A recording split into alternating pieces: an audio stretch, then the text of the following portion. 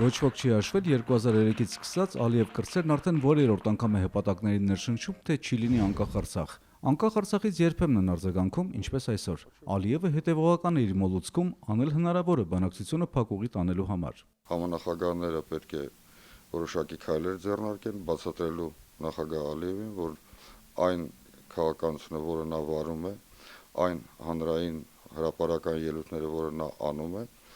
ուղղակի կարող են ծանր հետևանքներ ունենալ իր իսկ համար։ Ադրբեջանի ղեկավարության միջազգային իրավունքի հիմնարար նորմերի չիմացության համար արդարացում չէ, որ պետությունը մեկ տարից էլ քիչ է ինչ հայտնվել է աշխարհի քարտեզին, ասում է Հայաստանի փոխարտգործնախարարը։ Հարկ է եւս մեկ անգամ հիշեցնել, որ ՄԱԿ-ի կանոնադրությամբ ինքնորոշված սուբյեկտի կարգավիճակը որոշվում է նրա ժողովրդի կողմից, իսկ պետության տարածքային ամբողջականությունը չի կարող հակադրվել ժողովրդի ինքնորոշման իրավունքին։ Սա ոչ միայն քաղաքական, այլև բժշկական դեպք է, որովհետև նացիզմով տառապողը հիվանդ է, գնահատում են Արցախի նախագահականում։ Բացի այդ, արցախյան իրողությունը ժխտելը հղի է Ադրբեջանի լիակատար փլուզմամբ։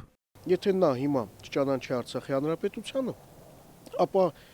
1, 2, 3, 10 տարի հետո կունենա 4-5 նոր պետություն, նոր ազգերի կողմից ձևավորված ներկայիս Ադրբեջանի տարածքում։ Թալիշական, լեզգինական, ավարական, թաթական եւ այլն։ Սա անխուսափելի